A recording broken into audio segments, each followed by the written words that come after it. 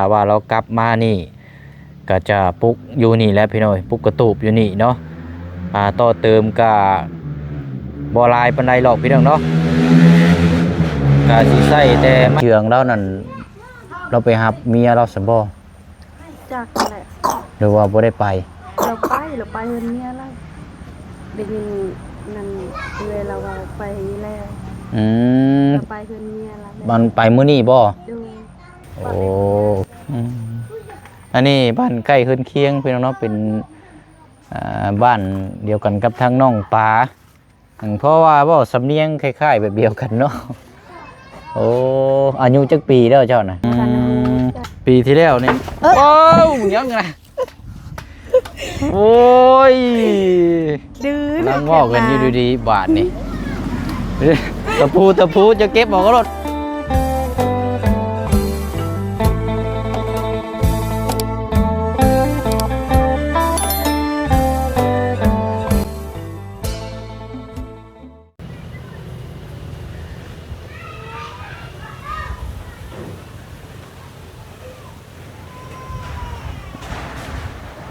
พี่น้องเนาะภาพนี้พี่น้อง FC เฮาน่าจะได้รับได้ชมรอบหนึ่งแล้วเนาะพี่น้องเนาะตอนนี้ก็กลับเข้ามาอีกรอบที่2เวลาเที่ยงน้อยๆตอนนี้กับพี่น้องเนาะพอดีว่ามื้อนี้เนาะตามที่ทางน้องอาเจืองทางบักหลาเพิ่นได้พูดได้คุยกับทางบ่เสียงเนาะพี่น้องเนาะจะไปหับทางผู้ปิดเมียอยู่บ้านปลาไหลจักไปหรือว่าบ่ไปพี่น้องเนาะพอดีว่าเข้ามาแล้วก็ทั้งบ่เชิงจะถามเบิ่งครอบครัวที่อยู่ใกล้นี่แหละพี่น้องเนาะเอากะนี่แหละพี่น้องเนาะจังได๋ก็ให้พี่น้อง FC เฮาตัดความสินใจนํกันเนาะเพราะบ่เสียงนี่มีแต่นำเสนอแล้วก็เปิดภาพให้ทางพี่น้องให้ FC เฮา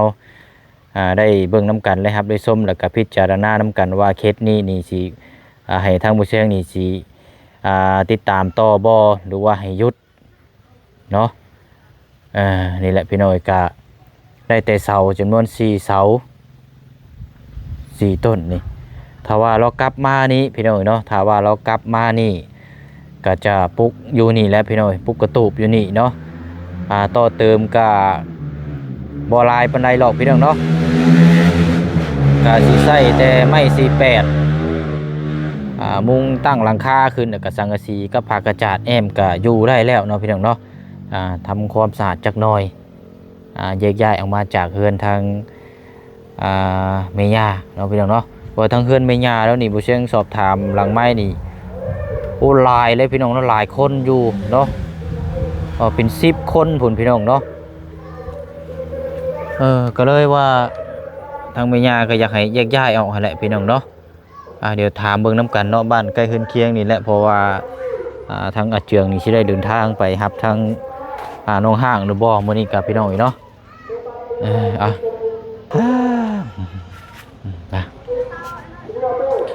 กับทักทายสบายดีและสวัสดีพ่อแม่พี่น้องเบิดสุขุสุคนเด้อพี่น้องเนาะพบเจอกันอีกคือเก่าคือเดิมเพิ่มเติมแน่ก็นี่แหละพี่น้องเนาะรอเบิ่งก่อนเนาะสำหรับทางถ้าเจืองไปรับเมียมาแล้วก็เฮาก็รอติดตามเบิ่งนํกันเนาะหลักๆเด้อก็อยากให้อยู่ทั้ง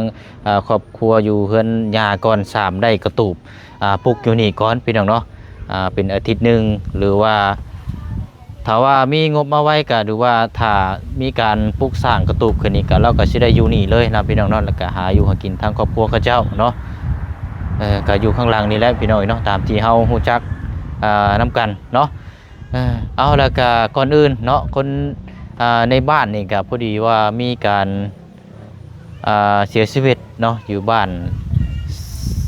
สะเลวนี่แหละพี่น้องเนาะเสียชีวิตก็เลยมีการทั้งน้องๆหนูๆเพิ่นแต่ละเด็กน้อยเพิ่นสิเอาขี้ทานไผแปะใส่ตะผากนี่แหละพี่น้องเนาะไปนั่นแหละพี่น้องก็เดี๋ยวถามเบิ่งทางน้องอันนี้ก่อนเนาะแล้วคือว่าก่อนหน้านี่พี่เชียงเคยถามอยู่เฮือนเนาะหลังนี้แหละพี่น้องเราจะฮู้จักกันอยู่ดอกเนาะเดี๋ยวเข้าไปพูดไปคุยถามเบิ่งเอาพอดีเด้อเนาะโดยสบายดีน้อง เนาะมื้อนั้นคือว่าเห็นปอกหน่อไม้อยู่ได้อเจ้าก็เนาะ โดย อืมลูกบ่ผู้นี้นะ โดย โอ้ใส่ขี้ทานไผ่เนาะอันคนในบ้านนี่เสียซั่นบ่ โดย เป็นผู้เฒ่าบ่คือเด็กน้อย เท่า เป็นผู้เฒ่าเนาะ โดย คันเชื่อกับผู้สูงอายุเนาะใช้เฮือนเจ้าหลังไรก็ ลังน้อย ดังตัวนี้บ่ โดย เอเอามื้อนี้ว่าบุญเวียนมานี่ทางอาเจืองเรานั่นเราไปหับเมียเราซั่นบ่ จากแหละ หรือว่าบ่ได้ไป เราไปเฮือนเมียแล้วได้ยินนั่นเราว่าไปแล้ว อืม เราไปเฮือนเมียแล้ว มันไปมื้อนี้บ่ โดย โอเคซะเนาะแสดงว่าเราเว้าว่าสิไปมื้อนี้ก็ไปดีเนาะซะเนาะอันครอบครัวเฮือนแม่ย่าเรานี่อยู่นํกันจักคนอันนี้เนาะ จักคน ฮอดบ่10หลายบ่ จักแหละบ่ฮอดเด้10 แต่ว่าก็มีแต่แบบคนแบบครอบครัวซั่นบ่ให้เรานั่งลงให้เราย่างไปเล่นก็ได้เป็นแบบครอบครัวซั่นบ่ ครอบครัว เออ แม่และพ่อน้อง เออเราก็จังว่ากันซะเนาะอันนั้นอันแต่ว่าอันเจ้านั่นอยู่นี้เนาะ โดยเฮานี่บ่แม่นเพิ่น เจ้าอันน่ะชื่อหยังก็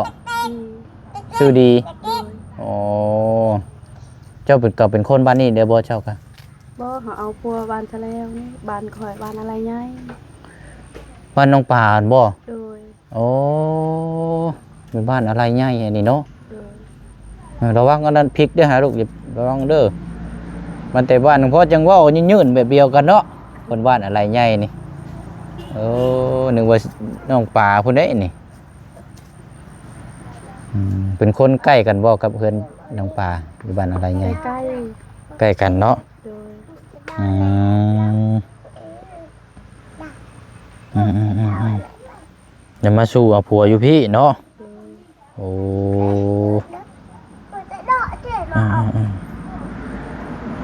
แสดงว่าเจืองแล้วนี่เราเดินทางไปแต่เช้าพุ่นอันนี้เนาะไปแต่เช้าไปหับเมียเพื่อมากับค่ำพุ่นนั่นลงลูกละลงอันนั้นลูกจะบ่พุ่นนั่นกะ บ่แม่นสองคนนี่ลูก สองคนผู้หญิงนี่บ่ บ่แม่นลูกเอื้อน อืมเพิ่นให้เพิ่นไปเล่นเพิ่นก่อนก็ได้ โดย พอบอกเพิ่นให้ไปเล่นก็ได้ ทำงานกันเลย โดยไปเล่นพ่อลูกไปพากับไปเล่นพวกคนเด้อเอาอันนี้บ้านใกล้คืนเคียงพี่น้องเนาะเป็นบ้านเดียวกันกับทางน้องปลาเพราะว่าบ่สำเนียงคล้ายๆแบบเดียวกันเนาะโอ้อายุจักปีแล้วเจ้าน่ะ ได้ประมาณ23 21ฉะนั้น23 22 23 22มาอยู่นี่จักปีแล้วฉัน 4 ปี 4 ปี เดี๋ยวนี้ 5 ปีนี้เนาะอ๋อนี่ลูกน้ำกัน2 คน โดย อืม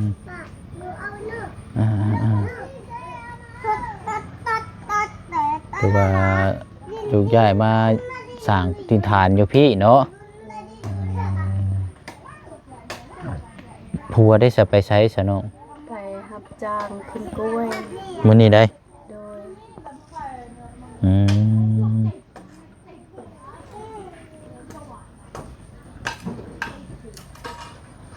รับจ้างขึ้นกล้วยวันเท่าไรน่ะ ขันกล้วยลายเจอแสนหนึงขันกล้วยบ่ได้เต็มรถเจอ70 เดี๋ยวเอาไปเชื่อเงินนี่ไม่แน่นี่เจ้านี่ใจข้อเสือเจ้า อะไร ฮะ เงี้ยกันเด้อ โดยมือหนึ่งบ่7-80นะ โดยคัน หรือว่าเป็นคิว เต็มรถเจอได้แสนหนึงคันบ่ได้เต็มรถเจอได้70 7-80 โดย คันว่าเต็มรถเต็มที่เนี่ยมันได้100,000เนาะ โดย โอ้เผื่อสิบ่แม่นง่ายนี่ขึ้นกล้วยเนาะ โดย ไปน้ำรถนั่นแหละเนาะ โดย ไปเลาะไปเรื่อยๆบ่ เออ คันเก๋ก็ไป โดยเนาะไปเสร็จมาเบิ่งเพื่อนเจ้าก่อนซะเนาะได้พูดคุยแล้วพี่น้อยอ่ะ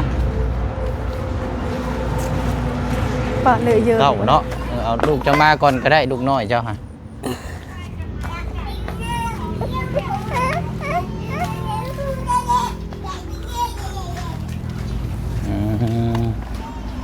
โอ้นี่บ่หลังนี่บ่โดยเออ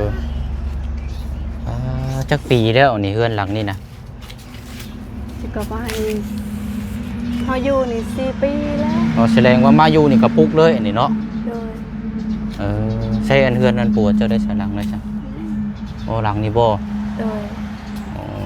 แต่แยกเฮือนต่างกับมาอยู่นี้เนาะ โดย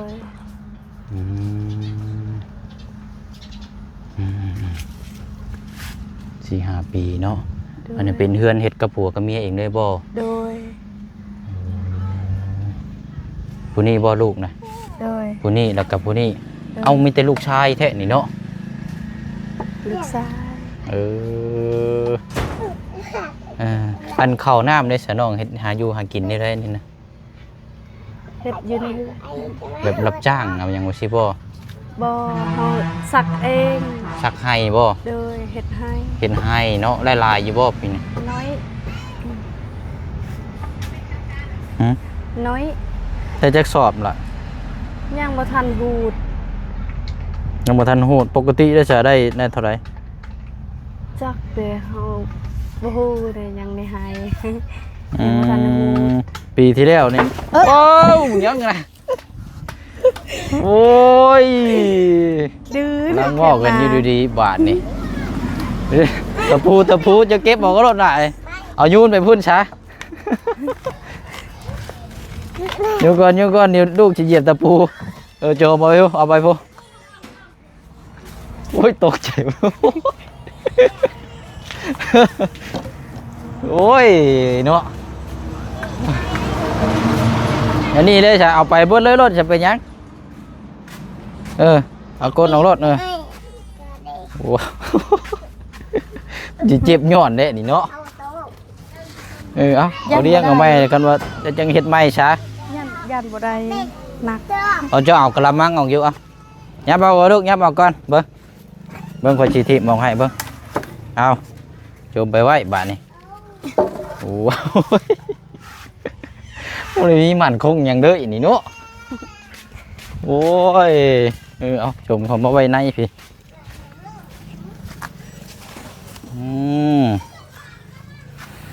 ปันตะปูแดมใช่ไหมกินนี่เนาะโมเมนแทงก้นเราบอกกินนี่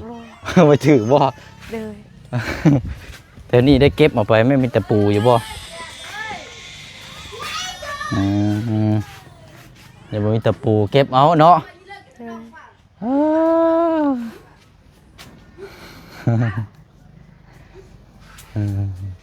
ดีเดี๋ยวว่าบ่เป็นอย่างเนาะโอ้ยเฮ็ดให้เนาะปีนึงนี่ได้ฮอดบ่10 สอบได้อยู่บ่ได้หลายอยู่บ่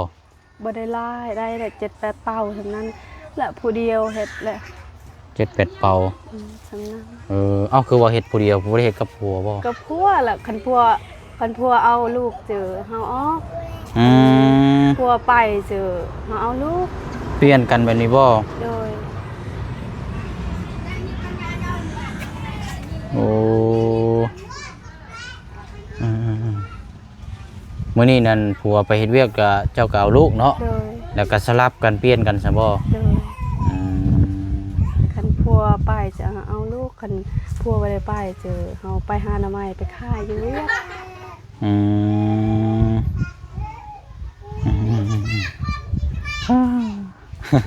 อันทางน้องปลานี่ก็ฮู้จักกันอยู่เจ้ากันเนาะโดยแต่ว่าบ่ได้แม่นพี่น้องบ่เป็นคนฮู้จักซื่อๆบ่โดยคนในบ้านกันเดียวกันเนาะโดยบ่ได้มื้อเยี่ยมยามบ้านบ่เจ้ากันเฮาเมื่อดนแล้วเฮาเมื่อหล่นแล้วโดย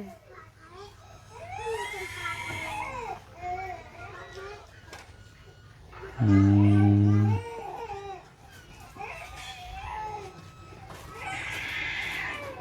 อืมใช้ไปเบิ่งเทิงเฮือนเนี่ยมีหยังแน่ โดย บ่แม่นย่างขึ้นไปนะฮักอยู่ กัน โอ้ยเนาะอันไฟฟื้นเนี่ยสะต่ออยู่ใช้นี่เนาะบ่ได้มีบ่ นี่เนี่ยพื้น ต่ออยู่ใช้นี่น่ะ อยู่เฮือน ต่อจากเฮือนแม่ย่าบ่ โดยพอปู อ๋อพอนี่ห้องครัวนี่เนาะ โดย โอ้โอ้หม้อต้มยังใหญ่แท้น่ะบ่ ต้มหน่อไม้ ต้มหน่อไม้ โดย เออเออหันลืมชื่อเลยชื่อหยังเกาะ ดี ชื่อดี โดย น้องดีเนาะ โดย อืมอ๋อมันยังมันยังคือมีครอบแล้วนั่นน่ะนะ แบบหออยากใส่เขา ใส่ข้าว โดย โอ้ คันใส่ในกระเป๋าจะยานนู หนูกินใส่กับใส่อันกระเป๋าเนาะ โดย อืมโดยเอาเดี๋ยวจังน้อยจังย่างไปเอาพอดีบ่เชียงมีถุงยังชีพอยู่ใส่ข้าวสารได้สามีอยู่บ่เนาะ นี่เขาใส่ ลายอยู่บ่พอได้กินอยู่บ่เอาขึ้นมาลูกเอาขึ้นมาอ่าใช่น่ะ ในกระติก อืมเอาบ่เป็นหยังเนาะอยู่น้ำกัน4คนเนาะ โดย ครอบครัว4คนดีอันบ่เสียงถามเนี่ยอันทางน้องเจืองกับทางน้องข้างนี่เราก็เป็นคนที่ขยันอยู่บ่เห็นงาน เฮ็ดอยู่เราเฮ็ด คือน้องเจืองนี่เราเป็นคนเล่นคนเที่ยวอยู่บ่ไปเล่นไปเที่ยวอยู่บ่ คอยกับบ่ฮู้ ถามเจ้านะพอมันว่ามันใกล้ขึ้นเคียงนะพอได้ครับ แบบเราเฮ็ดเวียกแม่เราเฮ็ด อืมเราบ่ได้คนกินเหล้าเมายาบ่ บ่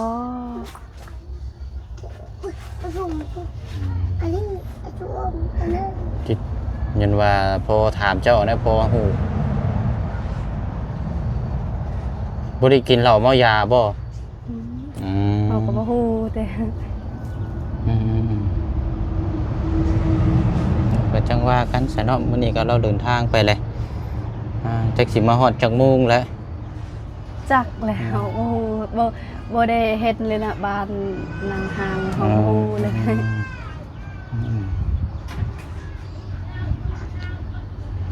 แต่ว่าตอนน้องห้างเราอยู่นี่เราก็อยู่น้ำเมียาเรานี่นะเนาะ โดย ตอนอยู่น้ำกันนะเราก็หาอยู่หากินหาน้ำมงน้ำไม้ใช่บ่ โดย อืม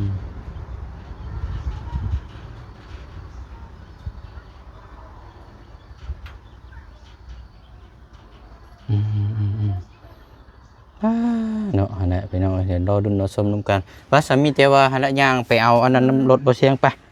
ปเอาซุงยังชีพมาให้เราก่อน ก็เลยมากันเด้อ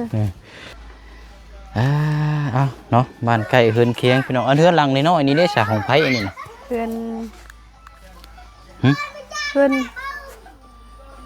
เฮ็ดน้อยเฮ็ดตะอ้ออยู่แท้นี่เนาะ เพื่อนนั่งเพื่อนแม่พันธุ์ เราอยู่น้ำกันจักคนแค่หลังน้อยๆนี่ สามกับลูก 3พ่อลูกแม่ลูกบ่ โดย โอ้อันนี้นั่นเฮือนแม่น้องหยังก็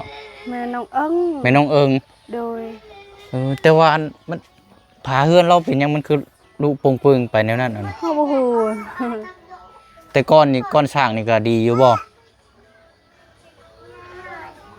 มันเป็นหยังซะคือลูกไปแนวนั้นน่ะ เฮาบ่ฮู้แต่ก็ข่อยบ่ฮู้ ฮู้อยู่บ่หรือว่าบ่อยากเว้า บ่ฮู้ โอ้มันก็รุดไปแนวนั้นน่ะเนาะไม่ได้ทางหลังพุ่นยังกินนี่เห็นกินนี่เปื่อยรุดไปหมดเลยโมเมนต์ไปทุบไปหยังบ่จักบ่ ข่อยบ่ฮู้ เนาะอันนี้ก็เฮือนทางอันผู้ใหญ่สร้างให้ได้หลังนี่ก็เนาะ โดย มันจะเกิดผ้าฝนตกสาดในได้ใส่ฉันก็เนาะเว้ยยังหาเงินมาแล้วต่อเติมเอาไหมเนาะคือผามาเปลี่ยนต่อเติมเอาไปแล้วย่างไปพุ่นอันให้ลูกเจ้าอยู่นี่ก่อนก็ได้เด้ออย่ามารถมันหลาย หาเราเด่นอยู่นี่แหละถ่าย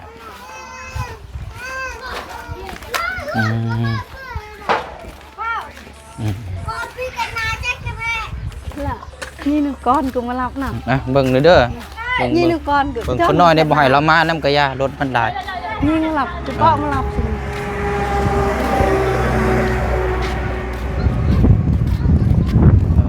อันคนเสียน่ะอยู่กุ้มฟังนี่บ่คือฟังนั่นน่ะ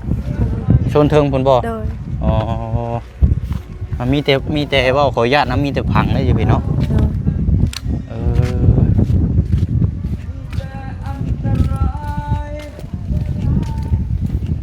มีใครบ้างไหมคอยเข้าใจ ไม่ขอมากไปคนนี้ อ่ะ แปดคน มาพี่ก็ได้ล่ะ แปดหนาว เบิ่งเด้อ โดย อย่าทิ้งฉัน เอามาเอาเข่านะไม่ใช่ไหม วันนี้วัน โดยเอาเข่าเดี๋ยวก็จังมันถือแล้วก็จังเมื่อขอมุกขอบใจทั้งผู้ใหญ่เพิ่นก่อนนี่ถุงยังชีพอันนี้อ่ะ คาริมี โอเคเอาถือเอาละจะไปดีเด้อไปพอละบัดนี้เมื่อเฮือนก่อนก็ได้ไป นี่หนึ่งละ รถโอ้คันใหญ่ครับ เป็นจุดจุด ได้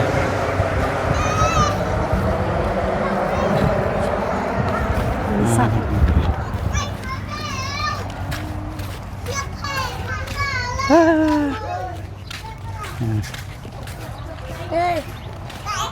ไปมาพี่ละมาเฮือนเจ้าพี่ละ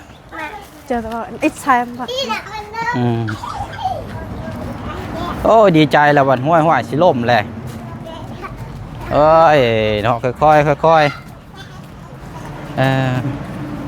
โอเคเอานั่งนี่ก่อนก็ได้เอาเจ้านั่งลงนี่แหละโอ้ยเอาแหละมีแต่แนวกินไปเลยเด้อน้องดีเด้อ โดย มาม่าปลากระป๋องเป็นพวกปลาแดกเป้งนัวยังอยู่หันครบไปเลย แล้วก็ข้าวก็อยู่ประมาณอยู่5-6 โลนี่แหละเด้อเอาไว้กิน ขอบใจละลายเด้อเอาคอระยะเจ้าเบายัง เฮาบ่เสียง ขอบใจละลายเด้อเบาเสียงเด้อให้อยู่ดีมีแหงเด้อให้สุขภาพแข็งแรงไปใส่หาสายให้หลอดปลอดภัยความเจ็บอย่าให้ได้ความใครอย่าให้มีเด้อ โดยเอาโอ้ยสำเนียงนี่แบบเดียวกันเลยพี่ครับเนาะ น้องดีแล้วก็น้องฮอนด้าเนาะ โดย จะมาเสียงคือกันเนาะอันถุงยังชีพนี่กับโบเมนของโบเชียงหลอกเป็นของทางผู้ใหญ่ใจบุญเพิ่นอยู่ต่างประเทศพุ่นน่ะเด้อทางครอบครัวสีเชียงใหม่ ขอบใจผู้ใหญ่ใจบุญเด้อให้อยู่ดีมีแหงเด้อไปใส่หาสายให้หลอดปลอดภัยเด้อความเจ็บอย่าให้ได้ความใครอย่าให้มีเด้อ โดยเอาอะไรเนาะโอเคพี่น้องเนาะเอาอะไรพากันจัดแจงเอาไว้เด้อลงรูปของเจ้าเนี่ยมีแต่ว่าเนี่ยบ่เชียงสิออกไปหากินข้าวก้อนบัดนี้แล้วก็สิรอโตติดตามเบิ่งทางน้องเจืองว่าสิเดินทางมาจากโมงเอาอยู่ดีไม่แห้งแล้วน้องเด้อโดยเอาสบายดีเนาะโอเคบ๊ายบายทั้งน่ะผู้บ่าวสบายดีอยู่ บ๊ายบายนะ สบายดีอยู่ไปดูไปเอาหันlạiเด้อไปเอาละพี่น้องๆก็จังว่าจังคุยน้ำกันบัดนี้เนาะคือทางผู้เชี่ยวชี้แจงแล้วก็ให้คำแนะนำจากพี่จากน้องให้เนาะว่าถ้าว่าเคสนี้น่าติดตามบ่หรือว่าบ่น่าติดตามจังได๋ก็ให้พี่น้อง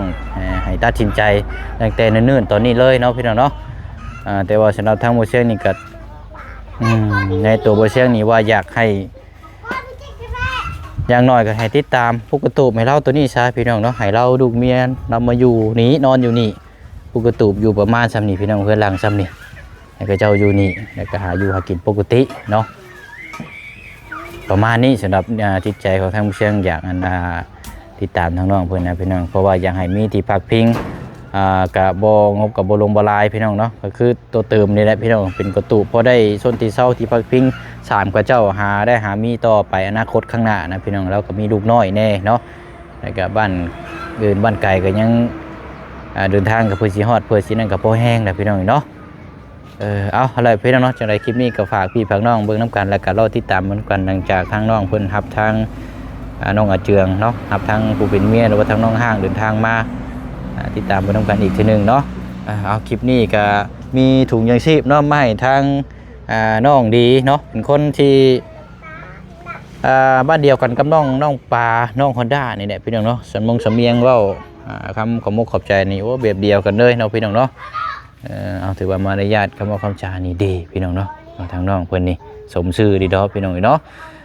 ปะเนาะอยู่ดีมีแห้งร่ำด้วยเบิดสุขุสุคนเด้อเนาะสุขกายสบายใจทางผู้ให้และกระทางผู้รับเนาะจากทางครอบครัวสีเชียงใหม่เด้อเนาะเอาเดี๋ยวพบเจอกันในคลิปหน้าคลิปนี้ไปเชียงลาพี่และน้องไปก่อนบ๊ายบายเด้อพี่น้องเด้อสบายดี